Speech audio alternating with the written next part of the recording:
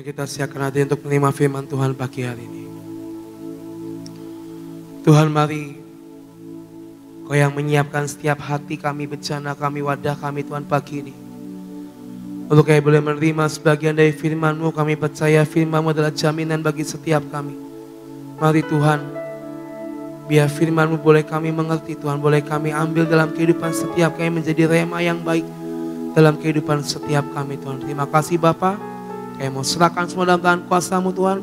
Kami di dalam nama Yesus kami berdoa dan kami mengucap syukur. Amin. Shalom Bapak Ibu Saudara. Shalom ya. Pagi ini saya mau dapat tema tentang memilih yang benar Saudara. Tadi di akhir kita menyanyikan lagu tentang ku memilih ini. Saya nggak tahu kenapa harus nyanyi lagu tadi, tapi jujur dalam hati saya sangat berkata-kata dalam hidup saya Saudara, bahwa setiap kita punya privilege untuk memilih dalam kehidupan kita, benar? Dari bangun tidur sampai malam hari kita punya privilege untuk memilih apapun dalam kehidupan kita. Tetapi pagi hari ini, ketika tadi sedang nyanyi lagu ku memilih ini, kita sama-sama tahu siapa yang harus kita pilih dalam hidup kita. Apa yang harus kita ikuti dalam hidup setiap kita. Mungkin kita dalam lembah kelam sekalipun hari-hari ini Saudara. Mungkin dalam pergumulan yang berat sekalipun. Tapi tetap dari mulut kita berkata, aku memilih Engkau Tuhan. Dan pagi ini memilih yang benar. Tadi saya katakan bahwa pilihan di hadapan kita setiap hari Saudara. Apa yang akan kita lakukan, apa yang akan kita kerjakan, itu adalah pilihan yang harus kita ambil setiap hari. Tapi pagi ini kita mau sama-sama belajar firman Tuhan. Memilih yang benar itu apa? Kalau boleh saya deskripsikan, memilih yang benar itu adalah memilih berdasarkan apa yang Tuhan mau dalam hidup kita. Bukan tentang apa yang kita mau, tapi tentang apa yang Tuhan mau, yang Tuhan pengen Dia kerjakan di hidup kita. Makanya kita sering dapat firman, tanya Tuhan, belajar tanya Tuhan, doa dulu. Sebelum kita mendesain sesuatu, kita memutuskan sesuatu, kita sering diajarkan oleh hamba-hamba Tuhan, mari doa tanya Tuhan. Karena kita dikasih hikmat, Saudara, benar? Kita dikasih yang namanya Roh Kudus dalam hidup kita. Itu fungsinya untuk kita bisa berkomunikasi dengan Tuhan. Tuhan, banyak pilihan di hadapanku. Banyak penawaran tentang pertolongan di hadapanku. Aku ini lagi dalam pergumulan, mungkin banyak utang, banyak masalah dan sebagainya macamnya. Banyak hal Tuhan di depan ini yang menawarkan kepadaku. Tapi mari belajar Saudara, bawa ke Tuhan supaya kita bisa memilih yang benar dan yang tepat. Hari ini ada dua tokoh yang akan kita pelajari Saudara. Yang pertama kita akan buka dari 1 Raja-Raja pasal 3 ayat 1 sampai 13. Ini yang sangat terkenal, yang kita sering baca. 1 Raja-Raja pasal 3 ayat 1 sampai 13. 1 Raja-Raja 3 ayat 1 sampai 13. Lalu Salomo menjadi menantu Firaun, Raja Mesir. Ia mengambil anak Firaun dan membawanya ke kota Daud. Sampai ia selesai mendirikan istananya dan rumah Tuhan dan tembok sekeliling Yerusalem. Hanya bangsa itu masih mempersembahkan korban di bukit-bukit pengorbanan. Sebab belum ada didirikan rumah untuk nama Tuhan sampai pada waktu itu. Dan Salomo menunjukkan kasihnya kepada Tuhan dengan hidup menurut ketetapan Daud ayahnya. Hanya ia masih mempersembahkan korban sembelihan dan ukupan di bukit-bukit pengorbanan. Pada suatu hari, raja pergi ke Gibeon untuk mempersembahkan korban, sebab disitulah bukit pengorbanan yang paling besar. 1000 korban bakaran dipersembahkan Salomo di atas mezbah itu. Di Gibeon itu Tuhan menampakkan diri kepada Salomo dalam mimpi pada waktu malam. Berfirmanlah Allah, mintalah apa yang hendak kuberikan kepadamu. Lalu Salomo berkata, engkaulah yang telah menunjukkan kasih setiamu yang besar kepada hambamu Daud ayahku, sebab ia hidup di hadapanmu dengan setia, benar dan jujur terhadap engkau, dan engkau telah menjamin kepadanya kasih setia yang besar itu dengan memberikan kepadanya seorang anak yang duduk di tatanya seperti pada hari ini. Maka sekarang ya Tuhan Allahku, engkaulah yang mengangkat hambamu ini menjadi raja menggantikan Daud ayahku, sekalipun aku masih sangat muda dan belum berpengalaman. Demikianlah hambamu ini berada di tengah-tengah umatmu yang kau pilih, suatu umat yang besar, yang tidak berhitung dan tidak terkira banyaknya. Ayat 9, ini poin utamanya. Maka berikanlah kepada hambamu ini, Salomo ini, hati yang faham menimbang perkara untuk menghakimi umatmu dengan dapat membedakan antara yang baik dan yang jahat. Sebab siapakah yang sanggup menghakimi umatmu yang sangat besar ini? Lalu adalah baik di mata Tuhan bahwa Salomo meminta hal yang demikian. Jadi berfirmanlah Allah kepadanya, oleh karena engkau telah meminta hal yang demikian dan tidak meminta umur panjang atau kekayaan atau nyawa musuhmu, melainkan pengertian untuk memutuskan hukum, maka sesungguhnya aku melakukan sesuai dengan permintaanmu itu. Sesungguhnya aku memberikan kepadamu hati yang penuh hikmat dan pengertian, sehingga sebelum engkau tidak ada seorang pun seperti engkau, dan sesudah engkau tidak akan bangkit seorang pun seperti engkau. Salomo menggantikan Daud sebagai raja. Dia punya privilege sebagai raja, dia punya hak istimewa, dia punya yang namanya segala hal yang dia miliki. Dan hari itu ketika Tuhan datang kepadanya berfirman, Salomo, apa yang hendak aku mau berikan kepadamu? Minta apa saja akan aku berikan kepadamu. Salomo diberikan sebuah hal yang istimewa oleh Tuhan. Mau minta apa, nanti aku berikan kepadamu. Kamu mau apa Salomo, nanti aku kasih untuk engkau. Dan tadi saya bilang di poin ayat yang ke-9, Salomo meminta hati, pikiran, hikmat untuk bisa menimbang yang baik dan yang jahat. Bukan soal harta yang dia minta, bukan soal kekuasaan, bukan soal pendudukan dia bisa merebut semua wilayah-wilayah untuk memperbesar kerajaannya, enggak. Tapi yang Salomo minta hari itu, kenapa? Hati untuk bisa menimbang, pikiran untuk bisa berlaku adil, tahu yang baik dan yang jahat, saudara. Kalau mungkin saya tanya, Koheri, Tuhan datang Koheri ini. Koheri, kamu mau minta apa? Ya kan? Koheri mau jawab apa kok? Apa kok? Kira-kira Tuhan datang nih, Heri, saya kasih hak istimewa. Kamu minta apa, saya akan wujudkan dalam hidup kamu. Apa jawab Heri? Bingung ya kok?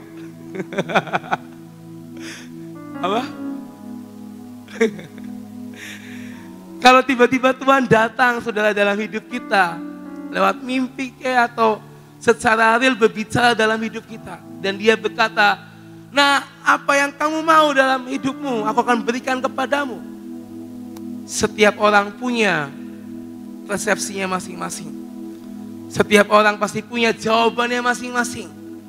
Tetapi yang menjadi pertanyaannya adalah apakah jawaban itu, apakah pilihan itu adalah yang benar di hati Tuhan. Atau benar menurut kita, saudara. Salomo sudah punya banyak semua kelimpahan. Dan dikasih kesempatan untuk memperbesar kekayaannya kalau dia minta kekayaan. Kalau dia pengen semua keturunannya terjamin tidak ada yang kekurangan, dia akan minta segala hal, semua macam kelimpahan dia minta sama Tuhan hari itu. Tetapi hikmat, kedekatan akan Tuhan yang membuat Salomo bisa memilih yang benar di hidupnya. Dia nggak memilih apa yang dia mau. Dia minta hikmat, bukan nikmat yang Salomo minta. Salomo minta hikmat, bukan nikmat yang dia minta. Dan kalau kita sama-sama tahu saudara, after kejadian itu ada 2 orang ibu rebutan bayi. Ayat 28 kita buka. Kita baca sama-sama. Ayat 28. Ketika Salomo sudah tahu mana ibu yang asli, dan ayat 28 berkata, ketika seluruh orang Israel mendengar keputusan hukum yang diberikan raja, maka takutlah mereka kepada raja, sebab mereka melihat bahwa hikmat daripada Allah ada dalam hatinya untuk melakukan keadilan. Bukan cuma soal hikmat yang dia dapat, tapi Salomo mendapatkan favor of God and favor of man. Banyak orang melihat ini raja yang punya hikmat yang dari Allah, yang bisa melakukan keadilan. Ini raja bukan raja yang abal-abal, bukan raja yang istilahnya dia masih muda, bukan raja yang sembarangan. Tetapi Salomo menjadi raja yang ditakuti oleh banyak orang karena hikmat Allah ada dalam hidupnya. Karena Salomo memilih yang benar. Ketika Tuhan berkata, mau apa kamu Salomo, aku akan berikan kepadamu. Hari ini saudara, kalau itu pertanyaan, saya bilang sekali lagi, dibalikkan kepada kita. Masing-masing kita, dan Tuhan berkata, kamu mau apa? Aku wujudkan satu permintaan, ya kan? Apakah jawaban kita di hadapan Tuhan? Jawab dalam hati masing-masing ya, saudara. Tapi hari ini kita mau belajar seperti Salomo. Bukan soal nikmat, bukan soal kekayaan, bukan soal istilahnya memperbesar, enggak. Tapi bagaimana kita bisa memilih tepat yang benar seperti yang Tuhan mau dalam hidup kita. Salah gak sih kita minta berkat? Salah gak saudara? Enggak.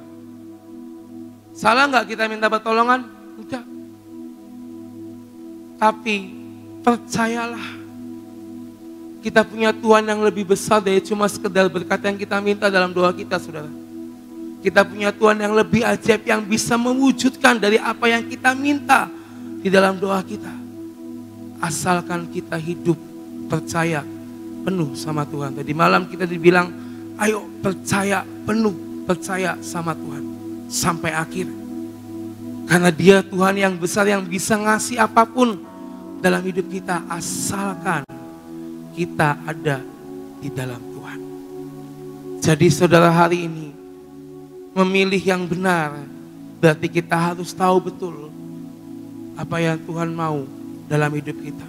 Salomo memilih hikmat dan akhirnya dia bisa berlaku adil, bisa memerintah dengan adil, dan banyak orang berkata ini raja yang dipenuhi dengan hikmat dan keadilan. Lalu tokoh yang kedua saudara, kita buka dari Lukas pasal yang kelima ayat 27 sampai 32. Lukas 5 ayat 27 sampai 32. Kemudian ketika Yesus pergi keluar, ia melihat seorang pemungut cukai yang bernama Lewi sedang duduk di rumah cukai. Yesus berkata kepadanya, ikutlah aku. Maka berdirilah Lewi dan meninggalkan segala sesuatu lalu mengikut dia. Dan Lewi mengadakan suatu perjamuan besar untuk dia di rumahnya. Dan sejumlah besar pemungut cukai dan orang-orang lain turut makan bersama-sama dengan dia. Orang-orang Farisi dan ahli-ahli Taurat bersungut-sungut kepada murid-murid Yesus. Katanya, mengapa kamu makan dan minum bersama-sama dengan pemungut cukai dan orang berdosa? Lalu jawab Yesus kepada mereka, katanya, bukan orang sehat yang memerlukan tabib, tetapi orang sakit. Aku datang bukan untuk memanggil orang benar, tapi orang berdosa, supaya mereka bertobat. Yang kedua, saudara, seorang yang namanya Lewi, sang pemungut cukai. Hari itu yang namanya pemungut cukai itu orang yang sangat banyak sekali harta dan kekayaan. Even dengan cara yang mungkin tidak tepat, tetapi hari itu yang namanya pemungut cukai itu memiliki segalanya. Dan ketika hari itu Yesus datang, dia memanggil Lewi dan berkata, ikutlah aku. Koheri, saya koheri lagi ya. Gak apa ya kok, contoh. Heri, ya, tinggalkan semua pekerjaanmu, tinggalkan semua apa yang kamu punya. Ikutlah aku, Tuhan. Kalau hari ini masih zaman penginjilan, jalan kaki ya kok. Ikutlah aku, ya kan. Kemanapun aku pergi, ikutlah aku. Tinggalin semuanya yang ada di rumah, tinggalin, ikutlah aku. Jawab Koheri apa? Jawab dalam hati aja kok ya. Kalau misalnya itu pertanyaan datang kembali di hidup kita, saudara. Meninggalkan semua kenyamanan, meninggalkan semua apa yang sudah kita bangun mungkin selama ini. Dan Tuhan berkata, tinggalkan semua, nak. Ikutlah aku secara full, melayani, memberkati orang. Apakah yang bisa kita jawab di hadapan Tuhan? Hari itu, Lewi, sang pemungut cukai, dia meninggalkan semua yang dia miliki, kenyamanannya, untuk menjadi pengikut atau murid Tuhan hari itu. Ketika mungkin banyak orang berkata, ngapain sih Yesus kok makan di rumah Lewi? Kok makan bersama pemungut cukai? Ngapain sih duduk bersama orang-orang berdosa? Tapi dikatakan bukan orang sehat yang perlu dokter, yang perlu tabib. Tetapi Yesus mencari orang yang berdosa supaya ia diselamatkan. Dan kalau kita melihat historinya Lewi, dia menjadi martir, mati di kota yang namanya Nadabah, Ethiopia, dengan terpancung. Tapi Lewi meninggalkan dunia ini bukan sebagai seorang pemungut cukai, tapi Lewi meninggalkan dunia ini sebagai seorang pengikut Yesus, menginjil, memberkati banyak orang.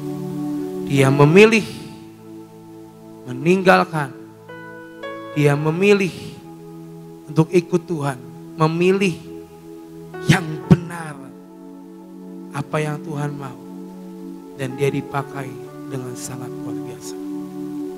Oh, berarti saya mesti ninggalin semua. Setiap orang itu punya history, punya story-nya masing-masing dengan Tuhan. Yang tahu cuma saudara dan Tuhan sendiri. Kalau memang Tuhan berkata tinggalkan semua, imanmu yang akan menjawabnya harus seperti apa. Tapi kita belajar dari seorang Salomo dan Lewi. Bukan soal kenyamanan yang mereka pilih, tapi mereka memilih untuk memilih apa yang Tuhan mau dalam kehidupannya. Dan apa yang bisa kita lakukan hari-hari ini, saudara? Memilih yang benar berarti apa? Jangan pilih yang simpel, jangan pilih yang gampang, saudara. Saya percaya Tuhan tuh menyertai kita. Jadi malam tentang Immanuel, Tuhan tuh menyertai kita kemanapun kita melangkah. Memilih yang benar berarti jangan kita pilih yang istilahnya gampang buat kita. Tapi kita pilih apa yang Tuhan mau untuk kita. Amsal 2 ayat 20. Amsal 2 ayat yang ke-20. Sebab itu tempuhlah jalan orang baik dan peliharalah jalan-jalan orang benar. Ini yang harus kita pilih, saudara. Tempuhlah jalan-jalan orang baik dan peliharalah jalan-jalan orang benar. Maka Tuhan akan membawa kita kepada level yang lebih lagi dalam hidup kita. Lalu memilih yang benar itu berarti apa? Taat dan percaya pada firman Tuhan. Mau gak mau harus taat, setia, percaya pada firman. Karena firman Tuhan itu buku pegangan kita, pedoman kita, saudara. Kita mau percaya sama siapa lagi kalau bukan pada Tuhan dan firman-Nya. Amsal 3 ayat 5 sampai 6. Amsal 3 ayat 5 sampai 6. Amsal 3 ayat 5 sampai 6. Percayalah kepada Tuhan dengan segenap hatimu dan janganlah bersandar kepada pengertianmu sendiri. Akuilah Dia dalam segala lakumu, maka Ia akan meluruskan jalanmu. Ini ayat yang sangat famous, terkenal. Akui Tuhan dalam segala lakumu, maka Ia akan meluruskan jalanmu. Percayalah kepada Tuhan dengan segenap hatimu dan jangan bersandar kepada kekuatan pengertian kita sendiri. Kita diajarkan untuk kita berserah sama Tuhan. Maka lakukan itu dalam kehidupan kita, saudara. Untuk kita bisa memilih yang benar. Saya katakan sekali lagi, jangan memilih yang gampang. Dan mari taat dan percaya pada firman Tuhan. Ada sebuah gambar yang ada quotes-nya. Mungkin bisa ditampilin, Amos. Taat kepada tuntunan Tuhan dalam mengambil keputusan selalu memberikan berkat dan kebahagiaan dalam hidup kita. Makanya saya katakan gak ada yang salah. Kita berdoa minta berkat, minta pertolongan itu gak ada yang salah. Tapi kalau kita bisa memilih yang benar, memilih Tuhan, tepat seperti yang Tuhan mau, Dia bisa lakukan hal yang lebih besar dalam hidup kita, amin. Dia bisa ngelakuin yang lebih dari apa yang kita doakan. Taat kepada tuntunan Tuhan dalam mengambil sebuah langkah keputusan, itu akan membawa kita kepada berkat dan kebahagiaan yang akan Tuhan beri dalam hidup kita, saudara. Jadi hari ini, saudara, mari terus belajar, terus bawa dan tanya Tuhan, apa Tuhan yang harus aku perbuat? Apa yang harus aku pilih untuk aku bisa memilih yang benar? Sekali lagi, bukan soal nyaman, aman, dan nikmatnya. Tapi biar kita berproses bersama dengan Tuhan, memilih apa yang Tuhan mau. Mungkin itu bukan pilihan yang enak buat kita sekalipun, saudara. Tetapi percayalah, Dia Immanuel yang tidak meninggalkan setiap kita. Amin. Mari, tiba waktunya Tuhan akan sediakan semuanya buat kita. Amin. Lakukan bagian kita terlebih dahulu, saudara. Maka Tuhan akan melakukan bagiannya bagi hidup setiap kita. Amin. Tuhan berkati kita semua pada pagi hari ini. Saudara, orang nurut itu tidak mudah. Karena setiap manusia itu punya kepengenan. Betul nggak? Ya. Kalau kita mau nurut sama Tuhan, sekali lagi itu tidak mudah. Bagaimana caranya kita bisa benar-benar yang dikatakan gliding wae, ya. Kalau kita mematikan kehendak tubuh kita, wis gak pengen apa-apa, nurut aja. Mau ke sini Tuhan suruh ke sini, lakukan. Suruh ke sini, lakukan. Sudah, nurut saja. Dan itu akan membuat sesuatu hal yang luar biasa. Saudara, pengalaman ya. Begitu saya pergi, lalu saya kan menjadwal siapa yang akan menyampaikan firman Tuhan pada ini. Nah, sesudah Selasa yang lalu itu kan Ibu Ina. Nah, Selasa kemudian itu kosong, saudara ya. Kosong, terus ada lagi Ibu Ripkah dan ada lagi Pak Yus. Ya, itu untuk bulan Juli. Lalu saya itu bilang begini sama Tuhan, Tuhan bulan Juli ini saya belum khotbah. Saya bilang, ini menurut engkau bagaimana untuk Selasa ini? Saudara tahu, Tuhan itu penuh pengertian, mengerti gini. Kalau kamu pengennya bagaimana? Loh, bukannya Tuhan ngomong supaya saya ikut Tuhan, tapi Tuhan ngomong, kamu pengennya bagaimana? Nah, seperti yang Salomo tadi ditanya Tuhan. Salomo ditanya Tuhan kan, kamu pengen apa? Nah, saya pun ditanya Tuhan. Nah, kamu tahu sesudah ini tanggal 11 kosong. Kamu pengennya bagaimana? Saya bilang, Tuhan, saya pengennya untuk melayani Engkau, memberikan semuanya. Karena saya merasakan utangku sama Engkau tuh terlalu banyak. Saya merasakan sampai gak bisa bayar. Engkau begitu amat sangat baik.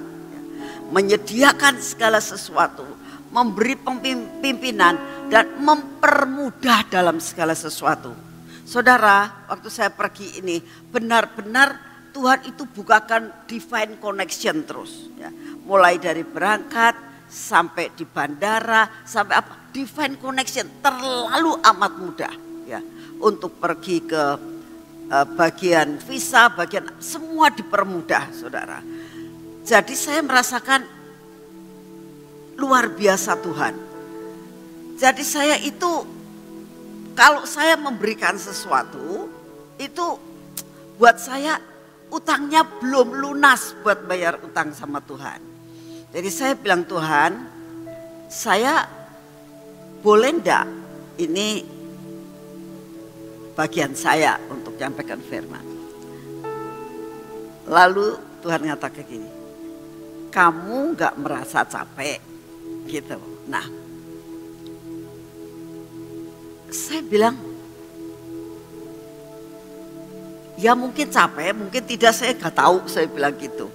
Tapi Engkau yang lebih tahu. Nah, saya tahu Tuhan menanyakan seperti itu, saya bisa nangkap isi hatinya Tuhan. Tuhan ingin nyoba saya, tik. Kamu masih mementingkan diri sendiri enggak? Ya. Saya bilang, kekuatan itu daripadamu Tuhan. Kekuatan itu daripadamu. Terus Tuhan tersenyum dan ngomong sama ini. Inilah nak yang dimaksudkan dengan, jikalau engkau disuruh berjalan 1 mil, berjalanlah 2 mil. Oh ya. Jadi sebenarnya kamu itu batasnya sampai di sini. Ya.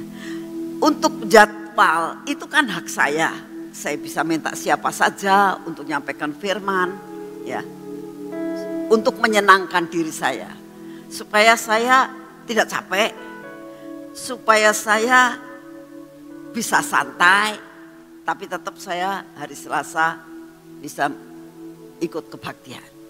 Itu hak, itu sesuatu hal yang saya rasakan. Tuhan juga ngerti. Semua orang di sini juga ngerti, sayang sama saya. Nanti jangan sampai nantinya Ibu Nani capek dan sebagainya, ya kan? Mematikan kehendak tubuh, ya, itu penting buat kita sebagai anak Tuhan. Dan iblis juga tinggal diam. Saya bicara sama anak-anak, pokoknya saya tidak mau pulang dari Jakarta lebih dari jam 10.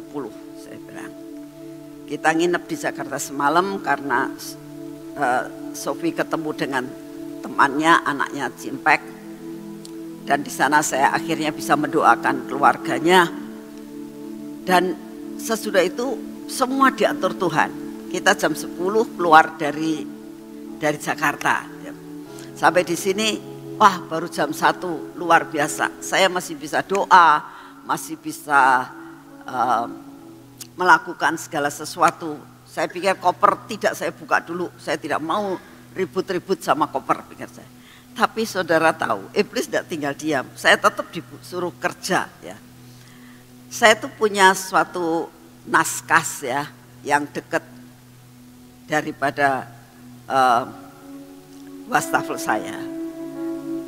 Kan kamar tuh saya kunci. Waktu dibuka mbaknya ngomong gini, "Bu, kok di bawah berantakan semua barang-barang ibu?" "Hah, kenapa?"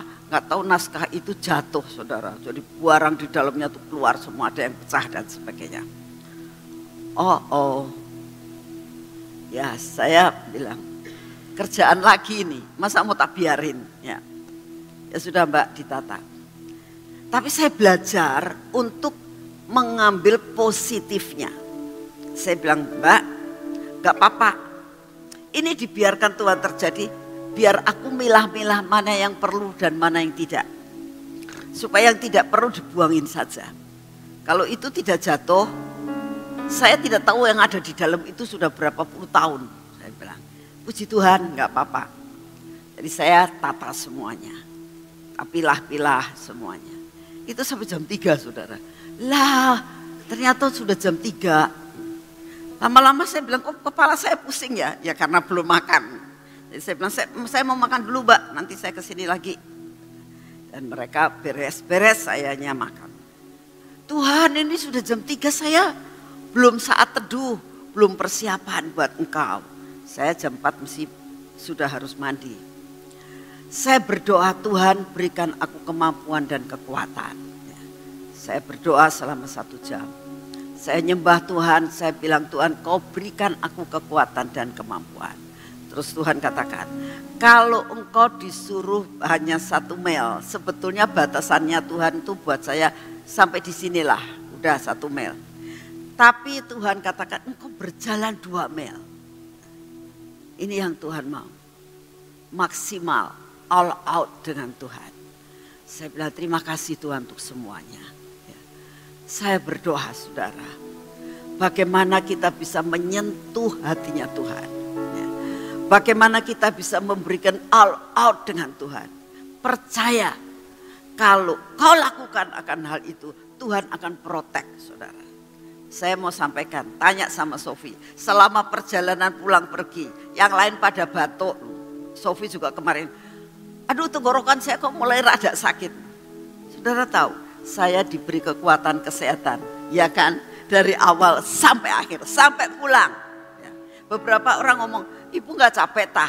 Begitu datang kok terus khotbah. "Capek sih capek. Umar sudah 79 masa nggak capek?" Tapi saya mau belajar, ya. Bagaimana all out dengan Tuhan? Tuhan akan all out dengan saudara. Tuhan akan berikan apa yang saudara minta dan saudara mau.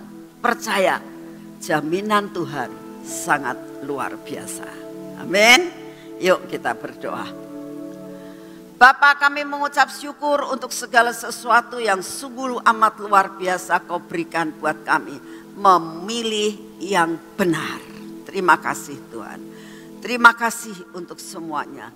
Buat kami memilih yang benar di hadapan-Mu. Saat ini kami datang di hadapan-Mu ya Tuhan. Kau sungguh amat sangat baik. Kemurahan-Mu luar biasa atas hidup kami. Kami tetap mau berdiri buat bangsa dan negara kami ya Tuhan. Tolong Tuhan akan bangsa dan negara kami. Engkau selamatkan, Engkau lepaskan daripada segala malapetaka yang mau tidak mau terjadi. 5, 6, 7. Saat ini kami masuk dalam waktu bulan ke-7 Tuhan, kami tetap gantung sama Engkau. Kami banyak mendengar berita tentang musibah demi musibah, gempa bumi dan juga tsunami. Tapi kami percaya Engkau tetap akan meluputkan anak-anak-Mu dimanapun mereka berada. Terima kasih Tuhan, Kau akan meluputkan Indonesia. Kami berdoa untuk Bapak Presiden kami. Banyak tantangan yang dihadapi. Kami berdoa jagai hatinya Tuhan. Biarlah hatinya tetap melekat kepadamu. Jagai pikirannya dengan hikmat yang daripada-Mu. supaya dapat memimpin bangsa ini masuk di dalam kejayaan. Terima kasih untuk semuanya. Kami juga berdoa untuk pemimpin-pemimpin bangsa kami. Kami berdoa untuk Bapak Wali Kota Tuhan yang saat ini masuk di dalam pemulihan kesehatan. Bapak, beri kekuatan kepada Bapak Wali Kota kami supaya dapat memimpin sampai garis akhir. Kami menyerahkan semua ke dalam tangan-Mu. Kami berdoa saat ini pemilihan daripada wali kota yang baru. Tuhan, pilihkan wali kota buat kota ini yang terbaik menurut Engkau. Engkau yang akan memberikan wali kota yang baik Tuhan menurut pandangan-Mu. Terima kasih untuk semuanya. Segala pujian, hormat dan syukur kami naikkan di hadapan-Mu ya Tuhan. Kau sungguh amat sangat baik. Bapa yang di surga, kami tetap minta kepadamu hari ini kekuatan daya tahan tubuh yang baru. Dalam nama Tuhan Yesus, kami terima daya tahan tubuh yang baru yang daripadamu masuk dalam hidup kami, sehingga menjadikan kami menjadi kuat dan sehat di dalam Engkau. Terima kasih Bapak, terima kasih Tuhan Yesus, terima kasih Tuhan Roh Kudus. Segala pujian, hormat dan syukur kami naikkan di hadapan dalam nama Tuhan Yesus. Bapak, setiap hari kami akan selalu mengingat, tanpa perlindungan daripadamu kami tidak akan dapat berbuat apa-apa. Karena kami tahu iblis tidak tinggal diam atas hidup kami. Dalam nama Tuhan Yesus, biarlah perlindungan yang daripadamu turun atas kami. Buat mata kami adalah mata yang selalu memandang yang benar. Telinga kami selalu mendengar yang benar. Bibir mulut kami selalu memperkatakan perkataan yang benar. Hati kami tetap Tuhan diliputi oleh kebenaran firman-Mu. Lepaskan kami daripada yang jahat. Lepaskan kami daripada perkara yang sia-sia. Semua kutuk, semua yang tidak baik, sifat buruk dalam hidup kami Engkau kikis habis ya Tuhan. Berkati tangan kami yang kami hari ini akan melakukan semua pekerjaan kami. Berkati kaki kami Tuhan, supaya kaki kami berjalan dalam jalan-jalan yang Kau tentukan. Hari ini kami bersama dengan Engkau. Dan kami tahu bersamamu Tuhan kami akan melakukan perkara yang sangat besar. Kami mau menerima hari ini berkat jatah kami. Buat jatah kami penuh di hadapan-Mu. Dalam nama Tuhan Yesus. Amin. Selamat pagi, Tuhan memberkati saudara semuanya.